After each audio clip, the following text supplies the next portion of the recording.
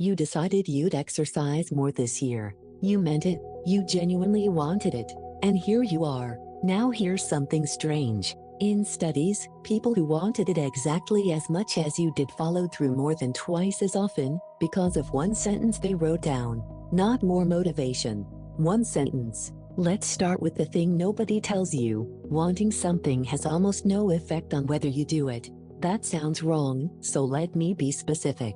Researchers can measure how badly you want a goal, and when they compare that number to whether you actually follow through, the connection is surprisingly weak. Plenty of people who desperately want to change don't. Plenty of people who are only mildly interested do. So a psychologist named Peter Gollwitzer asked a different question. Not how do we make people want it more, but what actually happens in the moment they are supposed to act. And what happens is this. The moment arrives, and you have to notice it, decide, and start, all at once. Usually while tired, usually while something easier is available. That's a lot to ask of a person in real time, so he tested something almost insultingly simple. Instead of writing a goal, people wrote a sentence in this shape: if situation X happens, then I will do Y not I'll exercise more.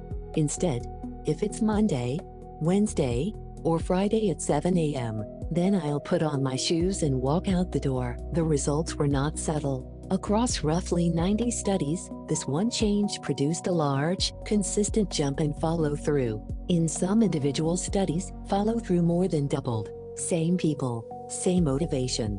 One sentence. Here's why it works, and this is the part worth understanding. Normally, doing the thing requires a decision. And decisions cost you something: attention, energy, and the chance to talk yourself out of it.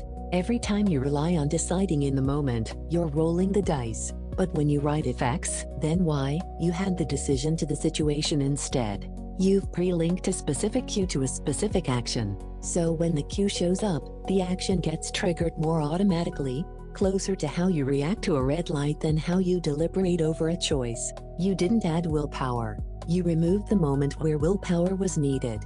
And there's a second thing happening that's easy to miss. Writing the sentence forces you to actually confront the logistics, which vague goals let you skip entirely. I'll exercise more survives contact with reality because it never touches reality.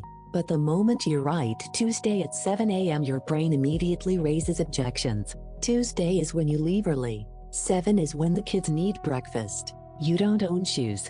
Those objections were always there. The vague version just let you avoid meeting them, which is exactly why it felt comfortable and produced nothing. The specific version drags them into the open on day one, while you still have time to solve them. So the sentence does two jobs at once. It automates the action, and it stress tests the plan before the plan can quietly fail. And notice the two ingredients that matter. The cue has to be specific enough that you can't miss it: a time, a place, an event. And the action has to be specific enough that there's nothing left to work out. Exercise more fails on both. When my alarm rings at 7, I put on the shoes by the door fails on neither.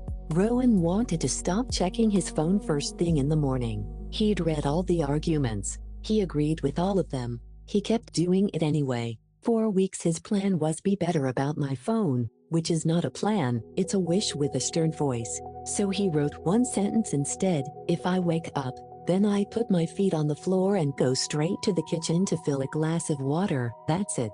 No phone rules, no willpower speech, just a cue, waking up, and an action specific enough to need no thinking. Within a couple of weeks the morning scroll had mostly disappeared. Not because he resisted it. Because by the time he thought about it, he was already standing in the kitchen holding a glass of water. This matters because of what it tells you to stop doing. Most people, when they fail at a goal, conclude they need to want it more. So they'll look for motivation, a video, a quote, a fresh start on Monday. And motivation does work, briefly. Then it fades, exactly when you need it most, and you're back to deciding in the moment. If the real gap is between intention and action, then more intention doesn't help. You have to build the bridge instead. And the bridge is cheap. This is one of the rare things in psychology, where the intervention takes under a minute, and the effect is genuinely large. You're not becoming a more disciplined person. You're arranging things so less discipline is required. There's one more benefit that's easy to miss. Because the plan is specific, you find out fast whether it's realistic. I'll exercise more can fail vaguely for months. 7 a.m. Monday, shoes fails clearly on day 2, and a clear failure is something you can actually fix. Here's how to use this on something you've been failing at. Step 1. Write the sentence in the exact shape.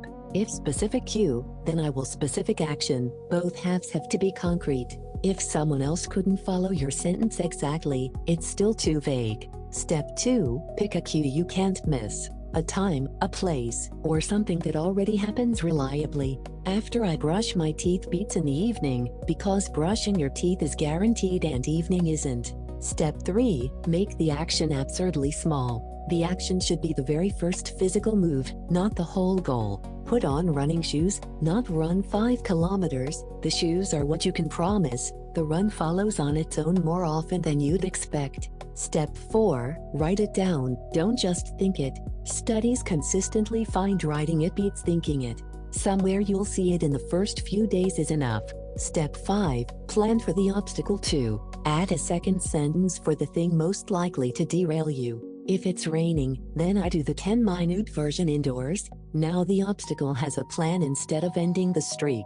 If this changed how you think about goals you keep failing, there's more where that came from. Subscribe for psychology that changes your life, one simple idea at a time.